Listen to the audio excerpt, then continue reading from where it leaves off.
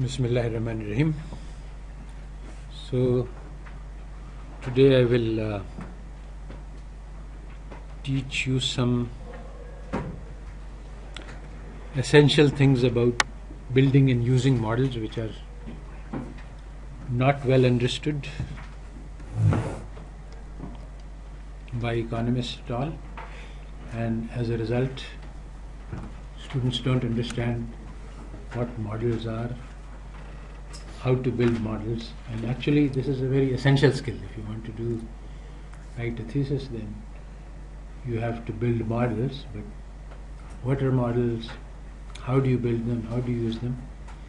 This is not at all correctly or accurately explained. So today I'll try to give you some pointers, and we will work more on this later.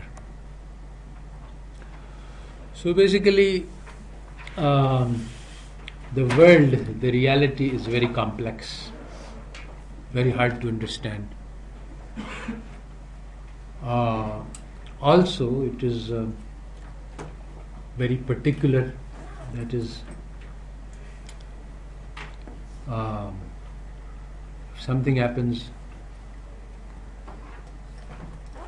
it is situated in point of time, and it is associated with many particular things, like this event happened on January 15th, 2017. Now, if you look at everything that happened on that day, and you don't know what the causal structures are, then it is impossible for you to isolate that. Why did this happen? Because there are so many hundreds of thousands of things which also happened in the previous day, and so the world is too complex, we cannot understand it. So what we do is we try to break it down into a small parts which can be understood. So we can say, yes, so and so won the race. Now the fact that it was raining on that day may or may not be relevant. We decide on that okay, no, this was not relevant. If it was a car race, maybe the raining was a relevant factor, because cars can slip and some people have more expertise in some. But if it was this was the temperature, this was the atmosphere, many hundreds of thousands of factors are not relevant, and we know that in advance, because we have some understanding of the causal structure of the world. So basically a model is about taking something which is very large and complex and trying to break it up into a small subsystem which can be understood. Okay, I'm going to understand this race by looking at the driver capabilities and the car engine and maybe the track. So break it down into a small number of factors. So we won't look at whether or not the audience was very enthusiastic. Maybe that matters. We don't know in advance, but in the model we try to simplify the factors that we are studying, and we hope that with a very small number of factors we can explain the outcome. Even though a lot of things may have some indirect or some small amount of effect, we can discard them because we want to get a understanding. So the first thing to understand is that we use models to understand things, and models are extremely simplified representations. So actually you have to think that model is something which exists in my mindscape. It does not exist in reality. These two are different things. Now in my mindscape, in my mental vision, in the Platonic world of ideals, as I have called it before, this is something which is accessible directly to my understanding. The real world is not directly accessible to my understanding. So I construct a representation of the real world in my mind, just like the real world is reflected on my retina. So this reflection is a model which I can understand, which I can interpret and understand. So the crucial point about a model is that you can understand it because it is in your mind, and that it should have some resemblance with the reality that you are trying to understand, so that understanding that model helps you understand the complex reality. Both of these two things are not part of the conventional understanding of models. So there are two steps, two major steps. One is called analysis, which is sort of taking a complex reality and breaking it into small parts, small pieces which can be understood in isolation. So the human body, it has a blood circulation system with hearts and lungs, and there are lots of other functions, but we can study this system in isolation. Or we can study the digestive system in isolation. So mouth, intestine, stomach, etc. So that's one part. So we try to break down into small subsystems which can be studied in isolation without much interference from the rest of the world. And then there's the synthesis part, that we take a lot of different subsystems, and then we see how will these systems perform if they are put together. So modeling is used in both steps. When you isolate a system into small parts and then study each part separately, and that's used, so you construct a model for each small piece. Then you can also construct a model for how these different pieces interact together. That's a more difficult job, but that's like the general equilibrium theory. So in this lecture and in many lectures for now, we are going to do the analysis. We're going to take a complex system and try to break it into small pieces which can be understood on their own. So the small piece has to, you can't take any small piece and study it. Like if I say, okay, here's the human body, I'm going to study the eyes, the liver and the fingers together. Well, that's not a subsystem. These are unconnected parts and they don't have any coherent relationship to each other. So you have to take a subsystem all of which was interrelated, which can be studied in isolation from the rest. So there are many requirements to make sure that the subsystem that you have can be studied in isolation. So the first picture shows that the subsystem, you have a very complex environment, but the subsystem should be affected by this environment only in a limited number of ways. So the ways in which the outside system impacts on the subsystem are called the exogenous variables of the system. So these are things which come from the big system that we are ignoring. We don't understand the system, but it only affects the subsystem by those three variables. So we can ignore all the rest of the complexity because we have just taken the main things which matter for my subsystem. And these things we are not going to study directly. These come from the outside complex system and we don't know how they come about. At the moment we are not studying those things. And so they are coming in as inputs to the system, and we just know the value of these inputs. How they are determined, we don't know, and it shouldn't matter how they are determined. This is very important, that how these inputs are determined should not matter for the operation of the subsystem. So for example, suppose I am buying a good at the supermarket, then according to the Neoclassical model, all that matters is the price of the good. So if the price is high, I will not buy it if the price is low.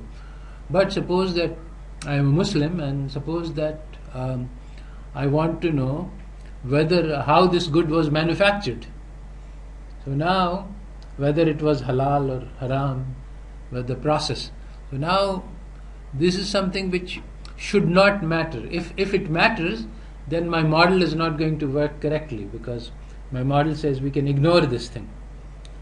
So basically, the exogenous variables are the things which are determined by outside and which matter for the inside, but how they are determined does not matter for what is going on inside the system. Okay, so we have these inputs, these are the exogenous variables. Then we have the system itself. This is our model. For example, a regression model is like that you have these exogenous variables, and then you have some function which is used to determine the endogenous variable. So there are outputs of the system, and the system itself explains to us how the inputs are transformed into the outputs. So the regression model explains to us this thing. So we understand the system, that these are the inputs that you get, and this is how the system, the subsystem works to transform them into outputs. So that's what understanding the model means. So the second picture shows that the system actually, the input variables are the exogenous variables. There are also other types of input variables which are called control variables. Control variables are those that the experimenter can set.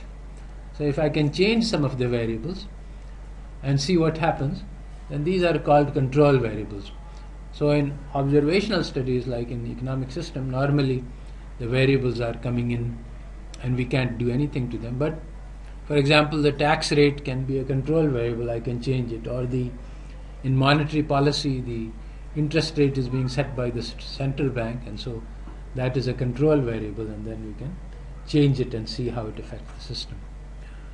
So some of the inputs come from observable, and then there are some variables, random disturbances. These are the error terms in your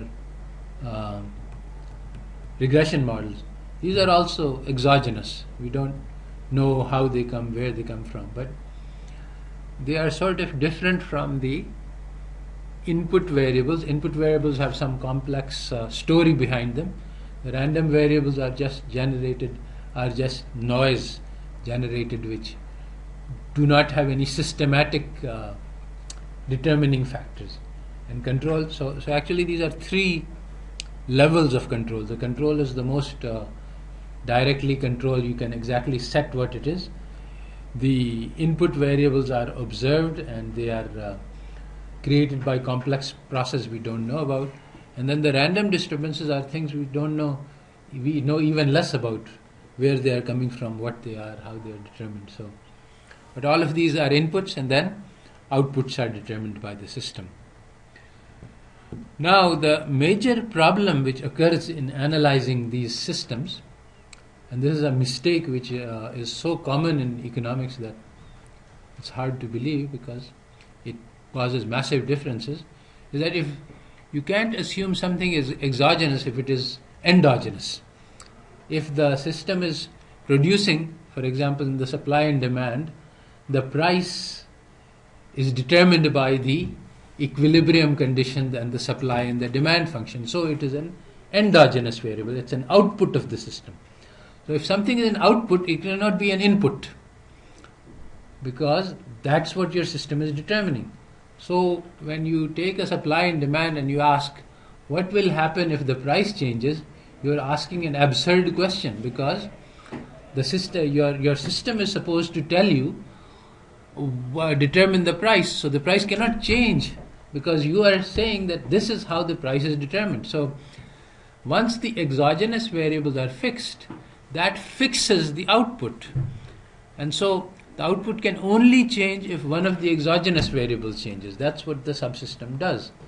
So you cannot say even the sentence, what happens if the price changes, once you are studying this subsystem, because the price cannot change unless one of the exogenous variables changes. So if you say price change, then you have to explain which of the exogenous variables change, which caused this change.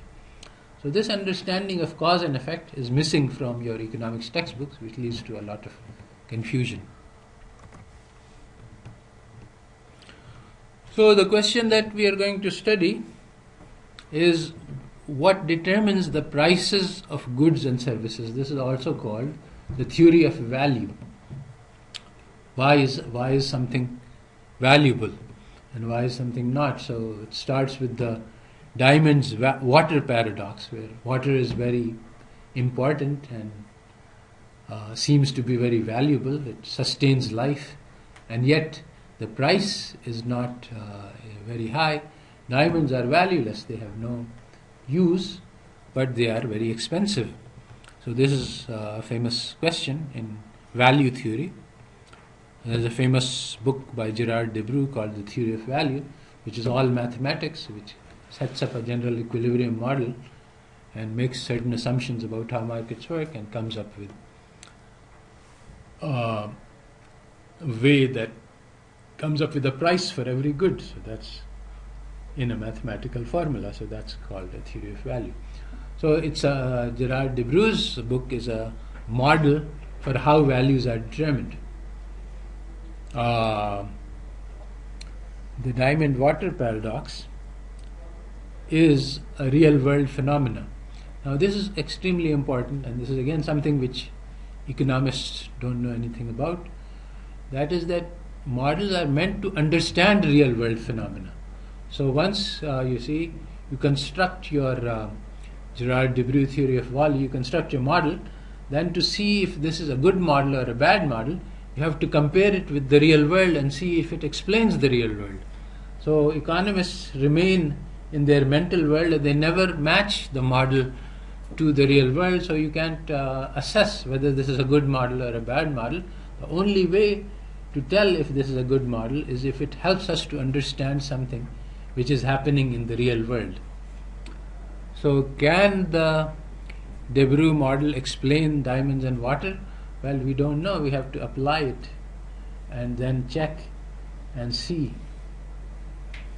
So the original theory of value, which was common among classical economists like Karl Marx and Adam Smith, was the labor theory of value. It said that the value of a commodity is determined. Basically, labor is the only valuable thing. Everything of value is created by labor. So even if you have a machine, the machine embodies labor. Somebody labored to produce that machine. So the value of that machine is the content of the labor that went into producing that machine. And so, but the transformation between the labor input and the value, market value, is not linear, it's not easy, it's complicated, it's determined by many other things. So, but anyway, that's the basic theory. And one important distinction made by classical economists is that there is two different things. There is the use value, which water is very high in terms of use value, but there is the exchange value, what happens if you try to trade it on the market. So these two are different concepts. Now, modern economists don't really differentiate between these two things. So, for example, one important concept of Karl Marx is that due to the way that exchange is carried out, labor receives only subsistent wages. It doesn't have to do with the productivity. It does have to do with, because basically capitalists have power, they can give laborers the minimum amount necessary to keep them alive. That's the subsistence wage.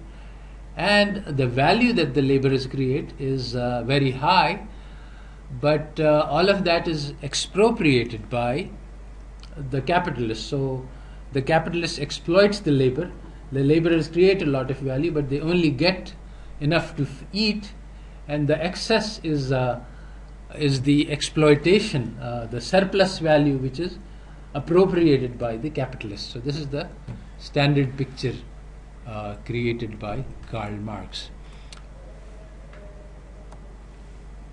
So basically the supply and demand model is the answer to Marx by neoclassical economists. And basically the supply and demand model justifies returns to capital. It says that the capital earns a reward just like the labor earns a reward, and both of them have moral implications. Now, everybody gets, so basically supply and demand theory is basically a moral theory, even though economists don't say this, but you can find this actually, you can find this in the early economists when morality was not a banned word. The word of morality became banned in 1930s because people started to think that this is not a scientific context. So what happened was not that economics became objective as a result.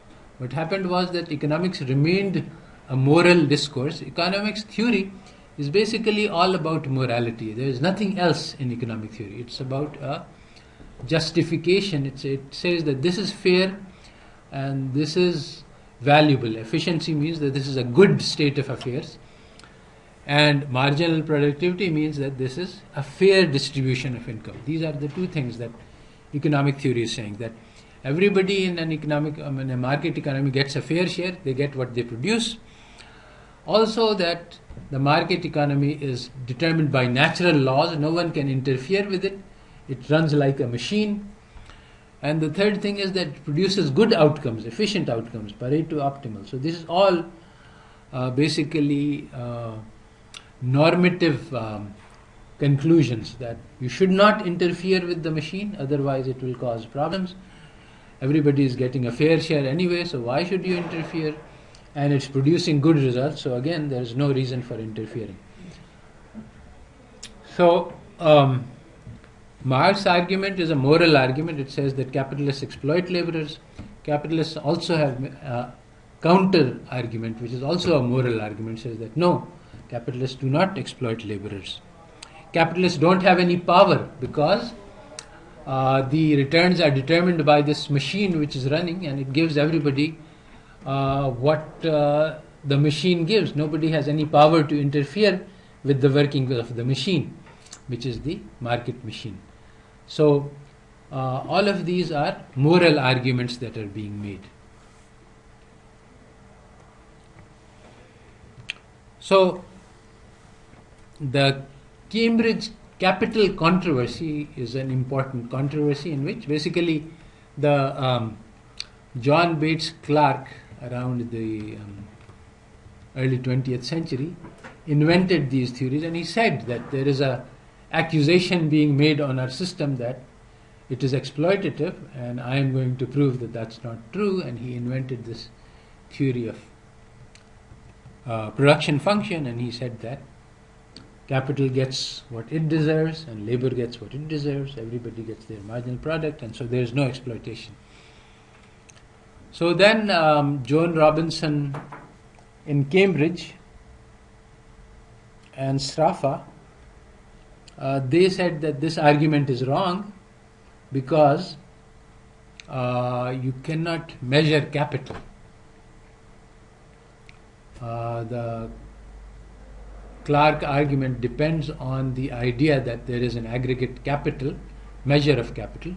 Now you see, if you have machines, then you can count the number of machines, but if you have an economy, there are lots of different types of machines.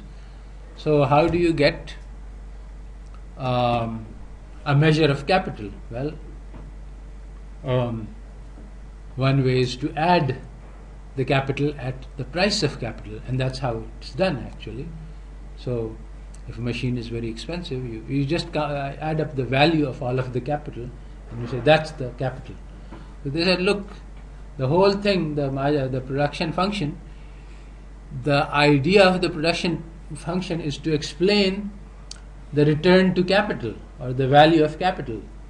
So when you measure capital by using the value of capital, and you have a circular argument because you assume that the value of capital is something, then you use it to measure capital, then you use it to justify what the return to capital is. So this is a circular argument. And so again, this is a confusion between exogeneity and endogeneity. Capital K is exogenous to the system, and the return to capital is the output, what I am going to explain. Then the return of capital cannot be used to determine the quantity of capital. Again, this is a confusion between exogenous and endogenous variable, which is very common among economists. This argument is circular. So there was a big battle between it's called the Cambridge controversy, because one of the parties was Joan Robinson and Piero Sraffa from Cambridge, England, and the other parties were Samuelson and somebody else from Cambridge, England, from Cambridge, USA. And ultimately, Samuelson conceded that point that yes, you are right, although initially he was, and they admitted, actually, they confessed that they had made a mistake.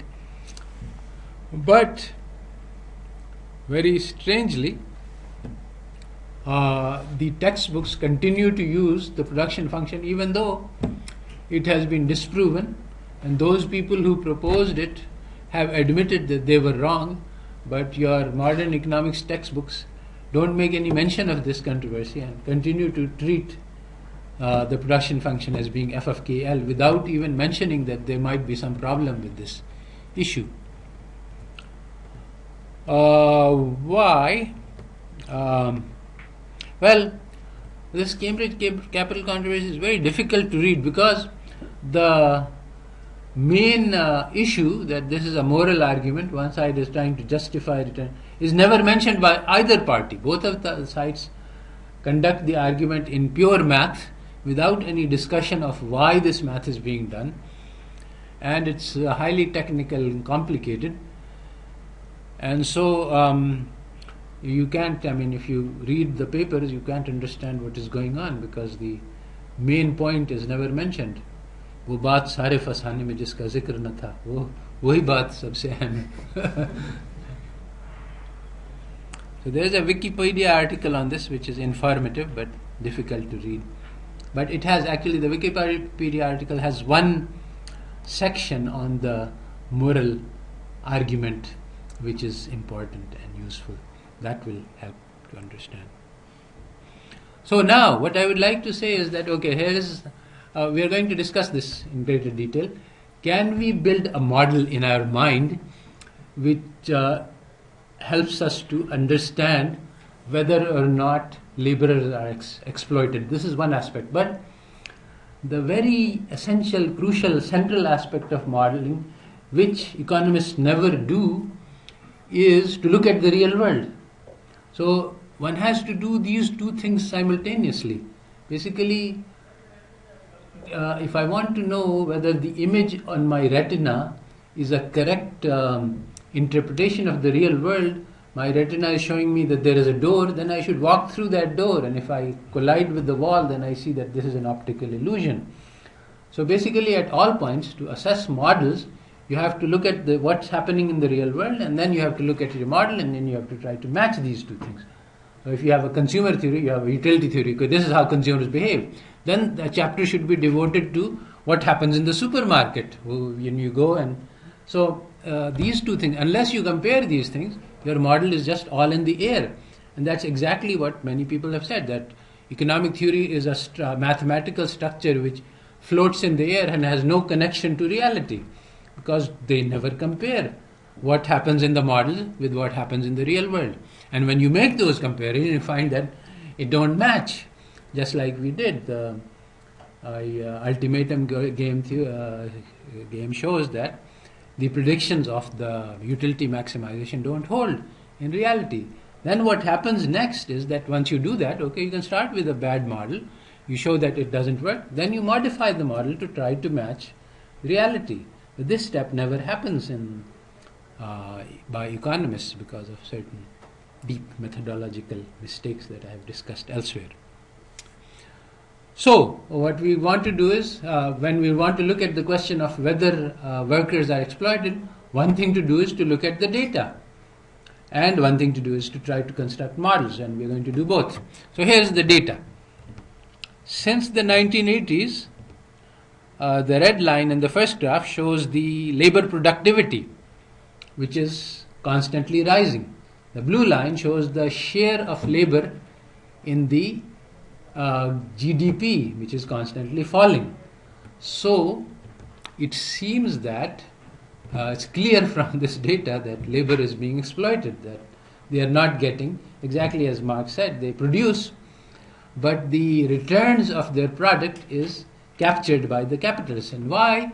Because basically, you see, what the neoclassical theory says is that, you remember the questions, what is produced and who gets what is produced. So according to neoclassical theory, everybody gets their contribution, the productivity. That's the marginal productivity theory. What Marx says is that everybody gets what is according to their power. So this makes a lot of sense. I mean, people don't get a share of the, you see, there's output is produced. Now, how is it shared in the economy? So according to economy, everybody gets in proportion to how much they have contributed to the production. That's the marginal productivity theory. See, these are the ideas behind the models which need to be understood to understand models. And these ideas are never discussed. You're just discussing math, so you never understand the model. And if you don't understand the model, then the model is useless, because the model is meant for us to understand the real world. It's not meant for us to learn how to do mathematics. So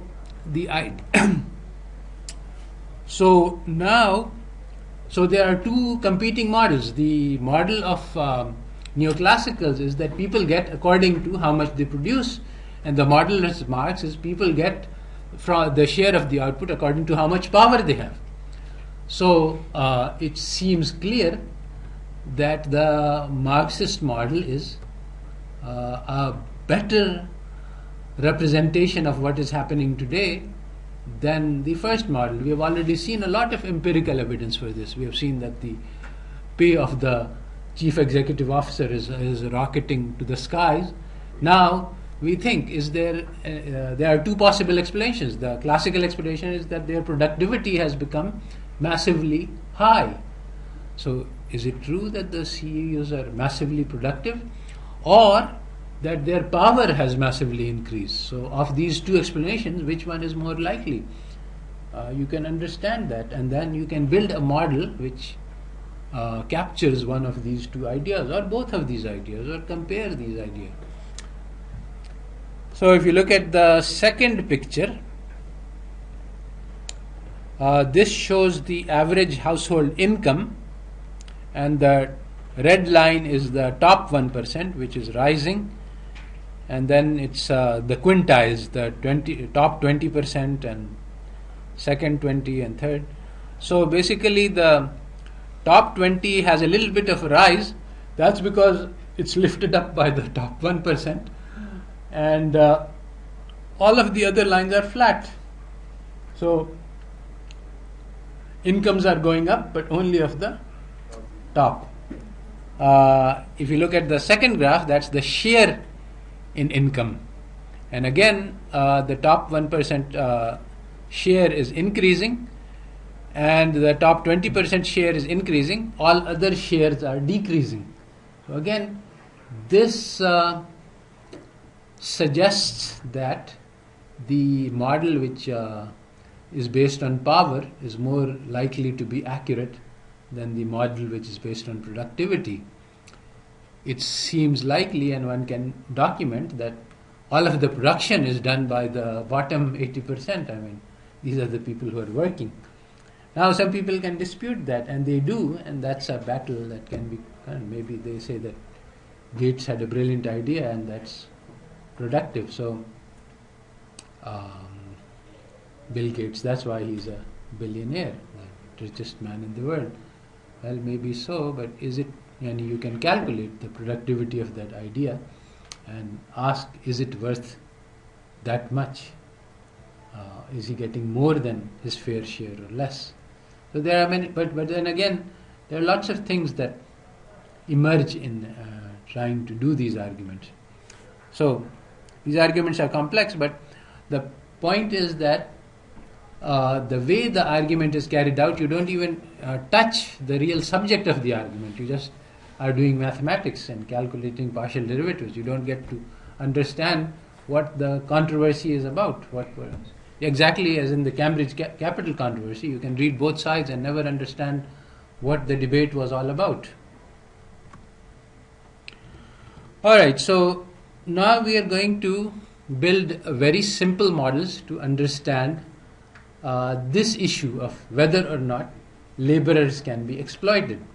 So now these models we are going to do, we are going to build models which are mental constructs. These are not real world constructs. These are highly oversimplified, and we hope that they capture some enough element of reality that they help us to understand.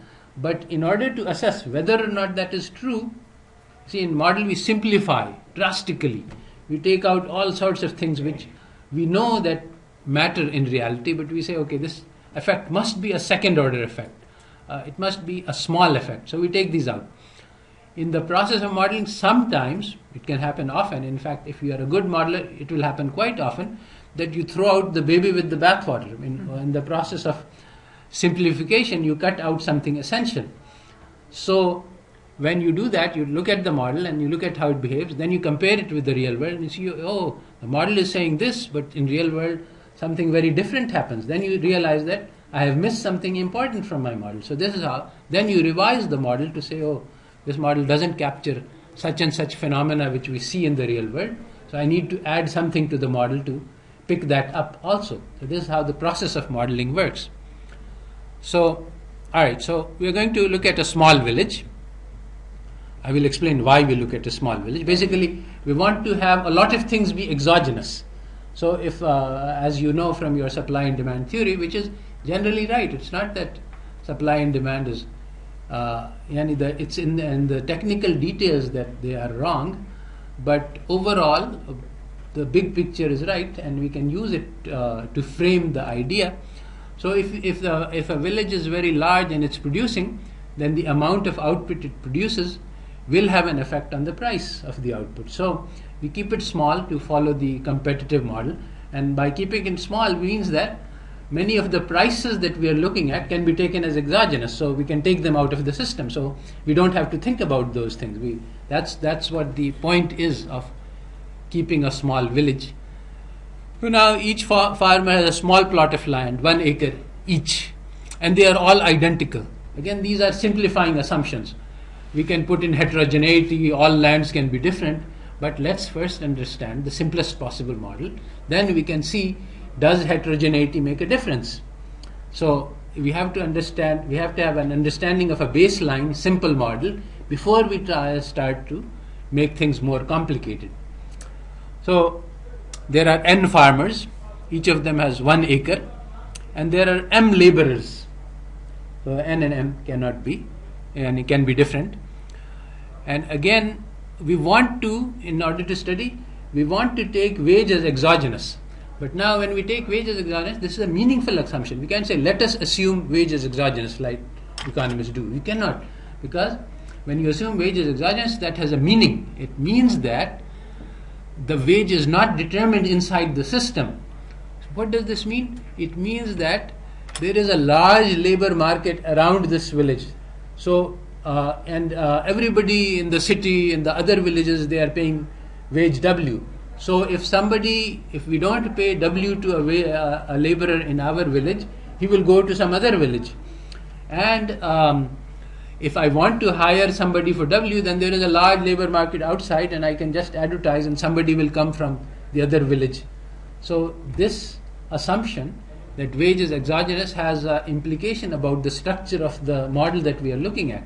Now we will look at other structures where wage is not exogenous, and then it has very different kinds of implications. But basically, the economists make these assumptions without thinking about what it means in the real world, because they are not thinking about real world. They are just playing with models inside their head, and we need to keep track of model and reality in parallel and make sure that there is a match in order to make sure that we have a good model.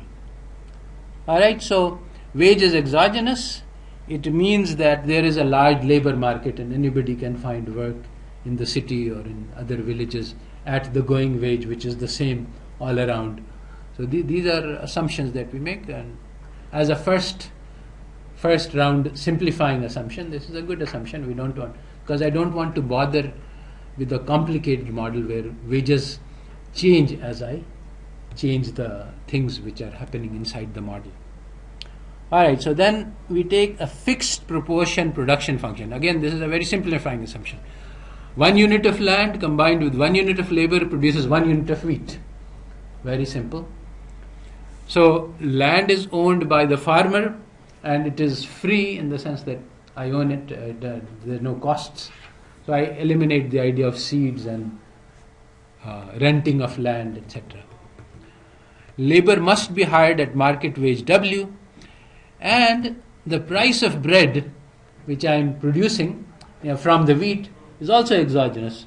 So again, this has an implication. This is not a meaningless assumption. It means that I take this wheat and I convert it into bread and I sell it in the city. I don't sell it in the village. Because if I sell it in the village, then the laborers who are earning income from my wage, they are going to be buying the bread. And now there are going to be interactions and I can't understand. And the price of bread might depend on how much I pay them. So in order to make the bread exogenous, I have to make sure that bread is not being sold in the city. I say that, okay, this village is producing wheat, it produces bread, it sells it in the city, it takes the income and then does something else with it. Again, this is a little bit of a defect, because I need to know what is being done with that income to make sure that it doesn't impact on the wages and the production. But so this system is not closed, because something is happening. Income is being earned by the laborers in form of wages. Income is being earned by the farmers in the form of the profits from the sales of bread. So what do they do with this income? If they just store it in the bank, then that's fine. Then it doesn't affect the system. But if they do something with it, they want to buy more land or anything else, if that impacts on the system, then my system is not quite correctly specified. So you have to think very carefully about how to build a model to understand all of the implications. In the complex world, so when we isolate the system, we have to make sure that the system is isolated. Things which happen in the inside don't impact on the outside and don't determine the things which we are trying to study. Alright, so these are rough assumptions under which we can simplify. So then, under these very simple assumptions, we have a very simple problem of profit maximization. Remember that under our assumptions, profit maximization is a perfectly fine assumption. The farmer is not producing to eat, and he is not producing to provide social service to the village. He is producing to sell in the city market. So all he wants to do is make money. There is nothing else involved here. So basically, if it costs the farmer one unit of labor, which is he has to pay W to the laborer, and then he will produce 1 unit of bread, which is he will be able to sell for P, and assuming no friction, no transaction cost, no going to the city and selling. So if P is greater than W, then he will make positive profits, so he will produce. If P is less than W, he will make negative profits, he will not produce. If P is equal to W, then the profits are 0 and he is indifferent between whether or not he produces. So now we ask, in this model, can the farmer exploit the laborers? The answer is no, because the wage is exogenous. The laborer, but that's part of the exogeneity. The laborer can find a job at W, if not inside the village, then outside the village.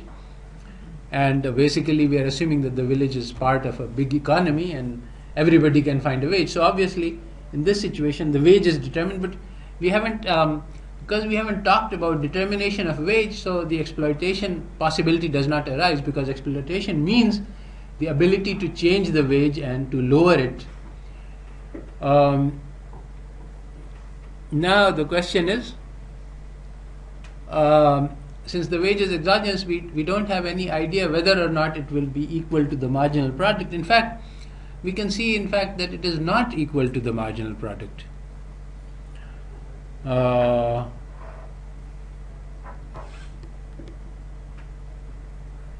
See, if you go from the marginal revenue product of the first unit of labor is P, because without him, yani it's the difference between what you get without that laborer, which is 0, and what you get after you have that laborer, which is P. So the marginal revenue product of 1 unit of labor is P. If you hire an additional unit of labor, the marginal revenue product is 0. So when P is not equal to W, then which we are assuming, I mean there will be productivity in the system only if W is less than P. So then the wage is not equal to the marginal revenue product. In fact, here we see that the Marx's assertion is true, that the value of what the laborer is producing is P, but the amount he is getting is W, which has to be less in order for the system to work. If it is equal, then the farmer has no incentive to produce. If it is greater, then the farmer will not produce. So the only condition in which this system works is if the worker is getting less than the amount of revenue he produces. Now the other part of this is, does the farmer deserve profits? This question is, the counter maneuver was that the land is also productive. So there are two issues, that the land is two counter arguments. So basically you see the morality argument, because it is not made, you cannot see it, it's invisible, it's hidden into the substructure. It is being made without being explicitly said. Okay, so there are two major counter arguments which can be made. Does the land, we can also calculate that the marginal revenue product of land is also P, because with 0 land you would have 0, and with 1 unit of land you have P. So both the marginal revenue product of land and the marginal revenue product of labor is P.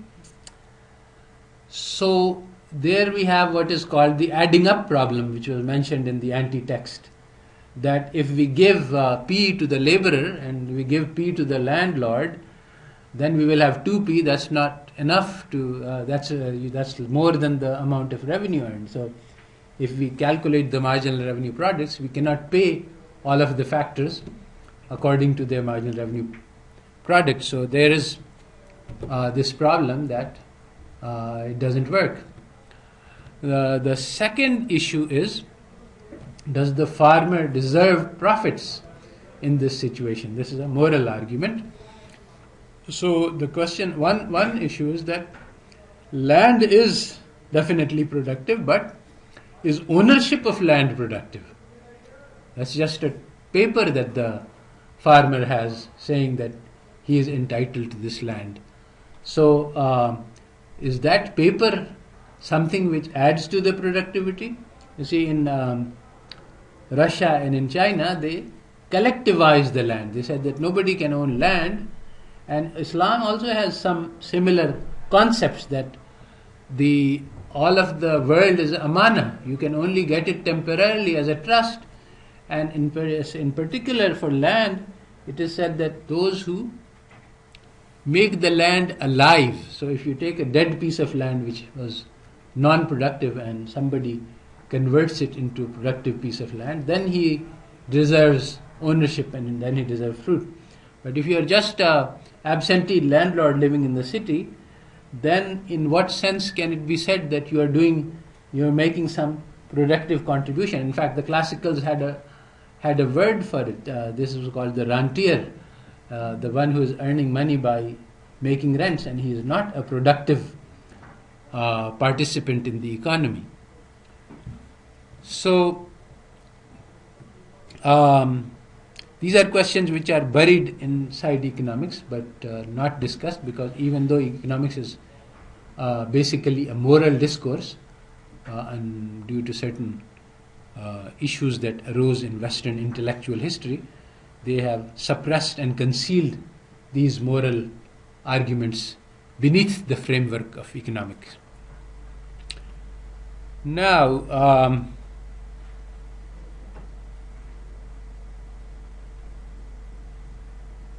the wage is determined by the marketplace.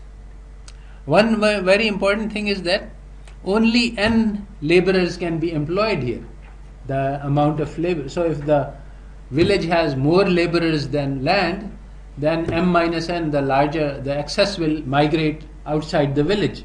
If the village has less laborers, then it will have to attract laborers from the outside in order to work the land. So the village cannot absorb excess laborers.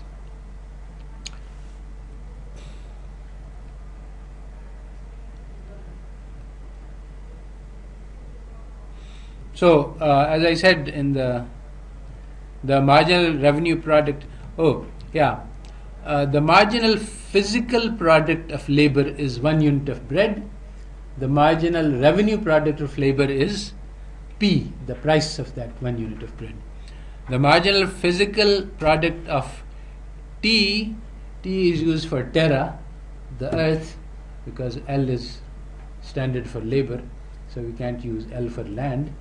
So marginal physical product is again 1 unit of bread, and the marginal revenue product is P, so there is no adding up. The farmer cannot pay MRPL to both the marginal revenue product to both factors. So basically the neoclassical idea which we have learned, that every factor gets its marginal revenue product, is not valid in this model. And it's a very clean and simple model, so we can understand that this is true. I mean, there's no mathematical fancy way to fool you into, to deceive you, to mislead you into believing things which are not true. So the Marxist analysis is that the entire profits are due to labor because all of value is produced by the labor. W is the wage, P minus W is the surplus which the landlord earns. This is unearned income, which is the amount of exploitation that the landlord does of the laborer. The capitalist analysis is that both factors should earn the marginal revenue product, and so both deserve earning.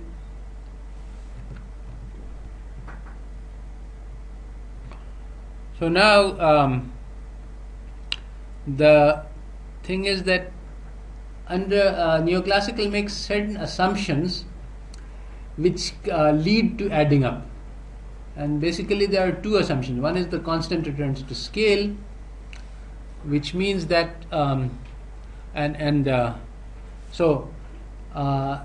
you see what happens is that as you, since you are making positive profits here, you will keep expanding the production. So 1 unit of land, 1 unit of labor, you're making profits, so you go to 2 lands and 2 laborers. Since everything is exogenous, you can the price of land is exogenous and the price of labor is exogenous, so you can keep on hiring both factors more and more and more.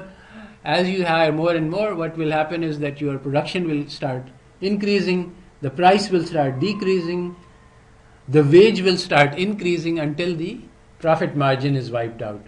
And when the profit margin is wiped out, then basically at constant returns to scale, you can show mathematically that you will have adding up, that the amount of money that you get will pay both the factors. So, but these are assumptions which are not valid in our model. We don't have the returns to scale problem because you only have 1 unit of land. You can't expand the scale except by buying other land, but the total amount of land is fixed.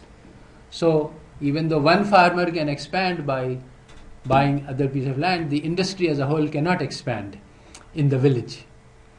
So that's one problem. So that means that the neoclassical, that's why the neoclassical adding up property does not hold in this model. There are two implausible assumptions. Again, see what I'm showing is that neoclassical derives this result that everybody gets his marginal product.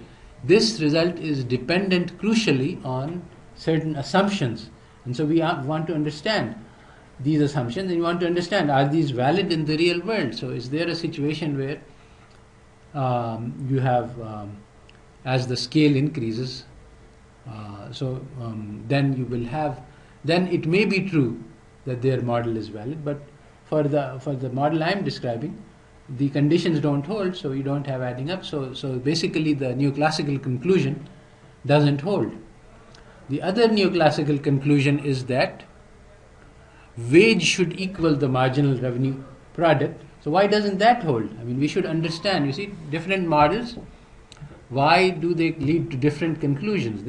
Models are all about understanding. And so when we understand the difference between these models, then we will be able to see which model is more suitable for which application in the real world.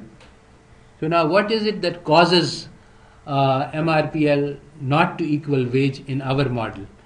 The cause of this is that we have fixed proportions. If I add one more labor, there is no more production. So now so what makes this argument work in the neoclassical model is that the productivity declines continuously. So if I add more labor, so there is diminishing marginal productivity. We have that. We have diminishing marginal productivity. It goes from 1 to 0, but it is not continuous decline. So according to the neoclassical model, if I go from 1 to 1.5, the productivity should be as I increase the amount of labor, the amount of bread should keep increasing, but in diminishing amounts. So let us follow that assumption just to see how it works, because I want to show how this model is different from the neoclassical model. So if I hire additional units of labor, production should increase, but the amount of increase should be less than in proportion. So if I double the labor, production should increase, but it should not become double. That's diminishing marginal productivity. That is what is needed to make the model work. So I'm going to now study that model. So neoclassical model. So now I have one fixed unit of land. This is just like one fixed unit of capital. So this is almost a standard neoclassical model in the short run. I'm going to take the productivity to be L to the power of A, the labor, instead of 1, 0, which I had. Now it's going to be continuous in A. So the marginal productivity is A times L to the A minus 1, and the marginal revenue product is A times L to the A minus 1 times P, the price of the bread. So now in this, if you think of L to the A is, for example, if A is 1, this is linear, so that's constant returns to scale. If you double the labor, you double the bread. If you triple the labor, you triple the bread. That doesn't make sense in the neoclassical model, because there is this fixed unit which is called the land. So if you keep doubling the land, then of course this would make sense. That would be constant returns to scale. But if you have land fixed and you keep increasing labor, then diminishing returns to scale makes a lot of sense. So the A should not be equal to 1, and it should not be greater than 1. So if you have constant returns to scale, then the marginal revenue product of labor, if P is greater than W, then it will remain greater than W no matter how much you increase, because obviously you have to think about it intuitively. That's what models are for. You're making profits, and hiring more labor increases the efficiency of production or keeps it the same. So you're just going to make more profits the more labor you hire. So there's never going to be a point at so you want to hire infinite amounts of labor. That's what will happen with either constant returns to scale or increasing returns to scale. The case where you have neoclassical results is when you have diminishing returns to scale, because now as you keep increasing labor, their efficiency will decrease, and eventually the amount they produce will be equal to they have less and less bread, so you get less and less profit, and eventually it will come down to be equal to the amount of the wage, which is exactly what the neoclassical model says. So the only possible case where you get an equilibrium is when you have diminishing marginal product, and this is a sensible assumption. So if A is less than 1, then you maximize profits by the standard method. The profit is equal to P times Q, the revenue, minus W times L, the amount of wage times the amount of input labor. and that can be written as P times L to the A minus WL. Differentiate with respect to L, you get APL to the A minus 1, which is the marginal revenue product of labor, minus W equals 0. That's the first order condition. So basically you get that the wage times the labor is equal to APQ, which is the marginal revenue. You multiply you multiply by L and you transfer. So you get APQ is equal to WL. This is a very important equation because it has a meaning. PQ is the revenue, A is the share, A is the coefficient of the power of L, and so the wage share of the total revenue is A, which is the productivity of labor. So this is what the neoclassical model says, is that you will hire labor, you will keep on hiring labor until the wage share of the total revenue becomes equal to A, which is the productivity of labor according to the production function. So what this shows, of course, and this is something which is generally true in these models, that the productivity of labor is tied to the wage share. And so going back to the empirical reality which we saw, the idea that the productivity is increasing and the wage share is decreasing doesn't match what these models say should be happening. If the productivity is increasing, then the wage share should be increasing. So these models where we assume that people are getting paid according to their marginal product does not seem to match the empirical reality that we saw. So now, what are the consequences of this model, which is only slightly more complicated than the original model? I made it more complicated so that it would be comparable to the neoclassical model. So that, in fact, this model is completely like a neoclassical model. We have a fixed factor and a labor factor, which has diminishing marginal product. So what are the consequences of this model in the situation that we are studying, where we have carefully specified what is exogenous and what is endogenous, unlike your textbook models, which don't take this, which are not careful about these things. So you can calculate these, the first order condition, and solve for L, the amount of labor which every laborer demands. There is not much, I think there is some intuitive interpretation, but I don't know what it is. So, but you can calculate what it is. There is a equilibrium quantity of labor demanded, which is this given by this complicated formula. It's A times the price of bread divided by the wage and raised to the power of 1 over 1 minus A. Remember that A is less than 1. 1 minus A is a fraction. So 1 over 1 minus A is greater than 1. So this is a number which is bigger than 1. So this is some power of P over W. You can do what is called comparative statics. If the price of bread increases, you will demand more labor. If wage increases, you will demand less labor, and so on. So all of these things you can determine from this formula. The total demand for labor will be, each farmer will demand exactly L star units of labor, and the total demand for labor is N times L star. Now notice that when the price and the wage are fixed and exogenous, as we are assuming, then our fixed proportion model has no difficulty, in that every farmer is producing with only one technique.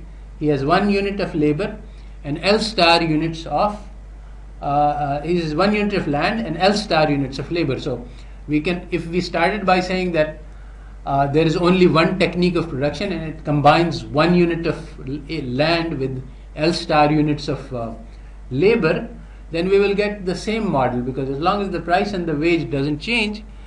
So this is a general finding of what are called activity analysis models, that you see once you fix the prices, then there is only one activity which is optimal, and in that activity all of the factors of production are combined in a particular fixed proportion. So the fixed proportion model is not a bad model in the sense that it approximates reality. These things are important to learn. I mean, what are the what models are useful. So we have a very complicated model with this neoclassical model, but I can simplify this model to say that, okay, assume every farmer combines 1 unit of labor with L star units of land, 1 unit of land with L star units of labor. This is a much simpler model to understand, and it basically mimics this model as long as the price and the wage are fixed, and the model is much easier to understand. So one very crucial thing that I will keep repeating is that the object of constructing model is to get understanding, and so the simpler the model, the better, but you have to make sure that you don't throw the baby out of the bathwater. So now this analysis that I'm doing, I'm showing that the fixed proportion models keeps the essential aspects of the neoclassical model and avoids the complications that are created and has the same performance. All right, so that's one part. Now let's think about how this model will work. Now we come to the complexity argument. All right, so as long as I'm considering this village in isolation, it's fine. People will, if I have the total demand is NL star, and now if the local labor is bigger than that, they will migrate out, and if it's less than that, we will hire some people from the outside. This is under the assumption of exogenous wages, and that's under the assumption that there is a one big labor market in which everybody participates. Now, consider a situation where all of the production of wheat is done in villages, in small villages like this. So now instead of one small village, I have 100 small villages. All of them are producing bread. Now suppose that something happens which exogenous, something happens which increases the demand for labor. For example, the price of bread in the city could increase. Why? You have to think, why did the price of city increase? Well, maybe it's the population in the city increased. So now the population in the city increased. This is an exogenous factor. It doesn't affect life in the villages. So then it is permissible to consider this. If I say that the laborers migrated from the village to the city, then it's no longer permissible for me to think about this, because this is not exogenous. This will affect what's happening inside my system. So let's think what happens. So suppose that the population of the village city doubled, and the city starts demanding more bread. So the price of bread increases because there's at current equilibrium, there's a certain quantity being produced. So now when the price increases, what will happen? The demand for labor will increase. And now, if I'm thinking of one village in isolation, then that's fine. I will pick up some extra laborers from the outside market. But now if I'm thinking of all the villages together, then I have a complexity problem. Every village is demanding more. So where are these extra laborers going to come from?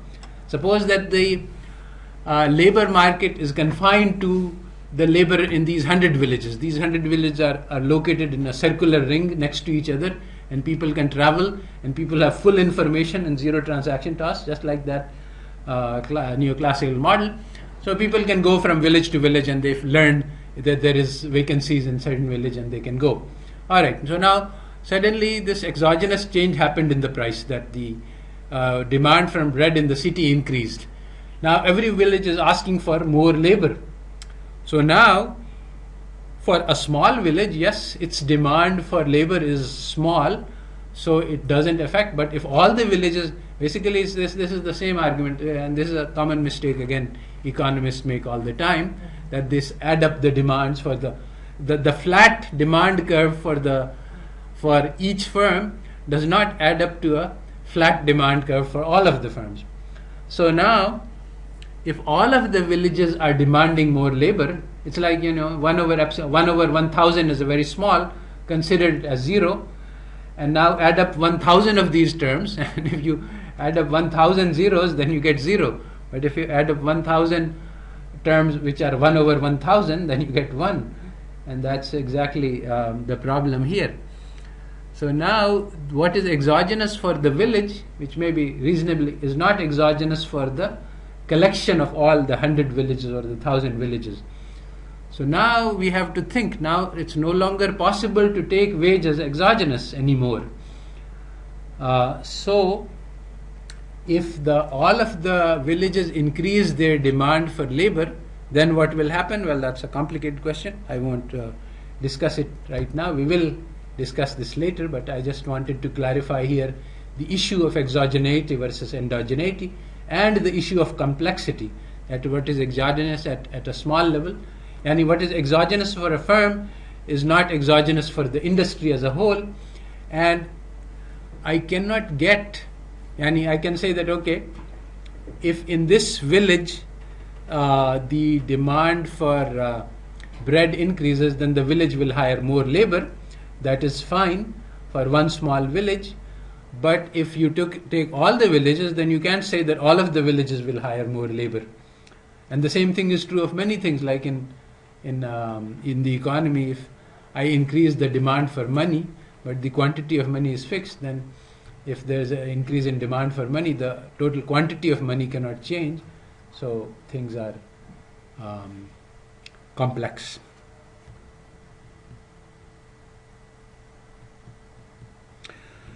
So, all right. Now, one thing that students often confuse is that there is diminishing marginal productivity in labor, but we have a constant returns to scale model, because CRTS does not refer to when you fix one factor and increase the other factor, you always have diminishing returns to scale. But so returns to scale refers to what happens when you increase all of the factors together. So now if I increase, if I double the land and I double the labors, then what happens? So basically then we have constant returns to scale in our model.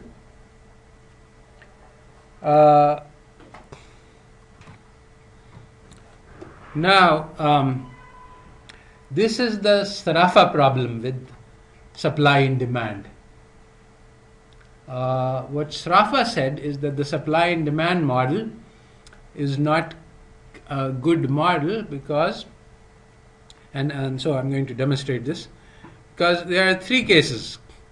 Either you have increasing returns to scale. So if I have 2 units of land and 2 laborers, I can produce more than double of what I can with 1 unit of land and 1 unit of labor. What will happen in that situation in this village? Yes. If you have an increasing return to scale, what will happen naturally as economic process? Yes, one person, as soon as one farmer buys a second plot of land, he will acquire a competitive advantage over the rest, and then he will be able to buy the third one, and eventually he will buy everyone out, and there will be one big landlord who will be producing all. But then he will have a monopoly. So now many things change when you have a monopoly. You're no longer your supply function is you're not a price taker. You're a monopolist in the labor market. So the ideas of competitive supply and demand, which are used for constructing the supply and demand, don't work. So increasing returns to scale is not compatible with the demand and supply. Diminishing returns to scale, which is what is assumed, does not work either, because suppose you have diminishing returns to scale. What that means is that if you chop the land in half, you will become more efficient. So instead of working on 1 acre, you should plant on half an acre, and you will have more efficient production. So you should keep subdividing the land into small pieces. So eventually, you can have, the return to scale can change at the level of output. So you can have diminishing return to scale. So you will keep scaling back until you get to a point at which you can't go further. If you go below, then there must be a smallest possible plot size below which it's not feasible to produce. at that smallest possible plot size, you must have constant returns to scale. You cannot have diminishing returns to scale, because then you would want to cut the plot size even further, and you cannot have increasing returns to scale, because then you would want to increase the scale. So ultimately, the Sarafa argument shows that production must take place at constant returns to scale. So you have lots of different plots. At each plot size you have constant returns to scale. But when you have constant returns to scale, then you have a problem in that the firm size is indeterminate. You can have any one plot or two plot or three plots, however many plots you have. You are always making positive profits, and the more you have, the more profits you make. The diminishing return to scale says that you produce at the bottom of your marginal cost curve, so there is an exact scale at which you produce. That's the argument that's used in your textbooks. That argument is not valid, because any scale size is compatible with CRTS. And then, just as the firm size is not determined, the industry size is not determined. So okay, one village has maximum capacity, but we have multiple villages, and you can just keep on multiplying. And so if you have a CRTS industry, then the output will just keep increasing and increasing and increasing forever until the prices go down. So the competitive assumption that the prices are exogenous cannot be true in CRTS. So basically, in none of the three cases do we have the supply and demand model, because perfect competition cannot hold in any of the three cases. So basically, the supply and demand model, as studied in conventional textbooks, is not coherent model according to the Sarafa analysis. Now we go to the next idea, in which we say that, all right, what we're going to do is we're going to make wages endogenous. And how do we do that? Well, we prevent laborers from going out or coming in. So now our labor market is fixed to the village. So however many laborers we have, that's what we are stuck with. Laborer will not migrate outside, and they will not come into our village. This is a normal assumption. So if you have the village labor supply, L is greater than M is greater than NL star, which is the demand under the profit maximizing conditions, then you have excess supply of labor. And what will happen? Well, the wages will be reduced under the standard competitive assumption that you have somebody who's unemployed. He will say that I want to work, and the guy says that no, you will have I don't have jobs for you. So he'll say, okay, I offer to work for less. So now the wage will be endogenous, it will become lower, and depending on how much surplus labor there is, the wage can go lower, and still you can have equilibrium. Or as the wage goes lower, you will be able to absorb more labor, but it might happen that basically the wage falls to the subsistence level. And now if the wage is even larger, the wage will try to fall below subsistence, but at below subsistence, the laborer will refuse to work, because it's no longer worthwhile to him to work, because when he works, he puts out more energy than he can get back by food which he gets from the labor. So the labor market breaks down below subsistence levels. Now, if so we have a clear cut. So if the wage is endogenous, if the labor market is confined, then we have exploitation. The laborer will not receive marginal revenue product, because the labor market is he does not have an alternative. See, the exogenous wage comes about because the laborer has an alternative. He can find a job outside the village.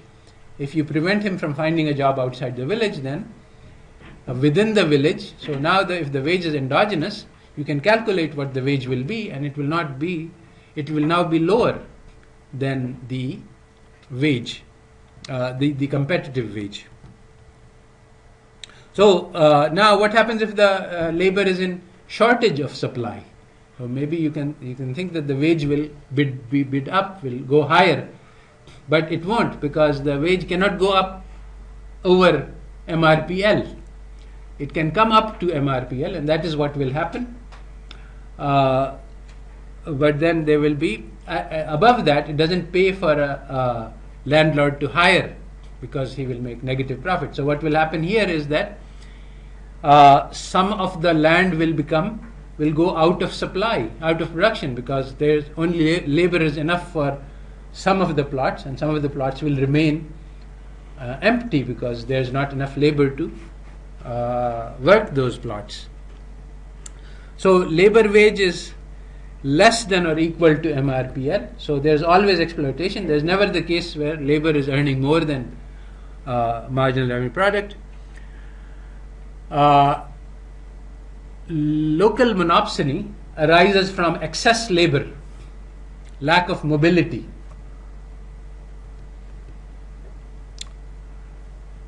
All right, so I think we will conclude this lecture here.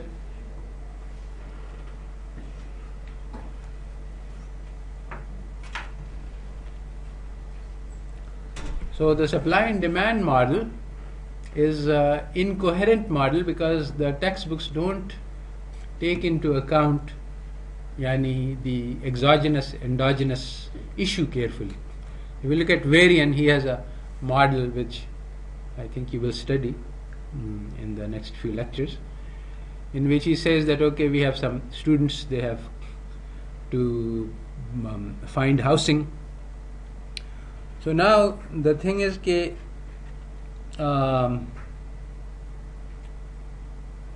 depending on how you set up the model, there are serious issues about whether the rent is endogenous, how much income the students will be allocating to rental. Is that an endogenous variable or exogenous variable? Depending on how you set up the model, you can, as I've shown in this model, you can change variable status from endogenous to exogenous. And so this is crucial to having an understanding of the supply and demand. And just to show the confusion that exists in the standard textbook model, we ask the question, how do you construct a demand curve for housing? So you say, well, you ask the student, what will happen, how much will you consume if the price goes up? Well, in the case of rental, there's only one unit, so again this doesn't make much sense, because regardless of what the price is, you need 1 unit of housing. So, but let's think of some other good like chocolates. So the students is asked that okay, make your demand curve for labor. At this price, how much will you consume? At this price, what will you consume? So now the question is, if the student understands the supply and demand model, he says, the price of chocolate is determined by the supply and demand. So you're telling me that the price has increased. So why did the price increase? Because if the supply curve is fixed and the demand curve is fixed, the price cannot change. So there are actually 3 possible ways that the price can change. One possible way is that the supply shifts. So the price has increased because there was a shortfall in the crops of cocoa beans, and so the supply curve has shifted. That's one, and it will have different effects. Or it can increase because the demand, everybody is eating more chocolate these days, that's why. Or it can be due to a temporary disequilibrium. Today the stocks did not come in from Karachi to this Gaon, and so the price is high. So the response of the student to all 3 of these types of change will be different. So how do you construct the demand curve without saying why did this supply change? So this is why, the standard textbook story of how you construct the supply curve and the demand curve is wrong, because the price is not exogenous in that model. And yet, when basically you can make it work by saying that your demand is what you demand if the price shifts due to an exogenous factor. So if you take price shifts due to something which happened in the supply sector, which did not affect demand, then you can construct a demand curve. If you want to construct a supply curve, then you have to ask about price changes that occur due to demand which don't have an effect on supply. So these are complications which arise because textbooks do not differentiate between exogenous and endogenous variables and have no clarity about what models are and how they operate. So okay, I think that's enough for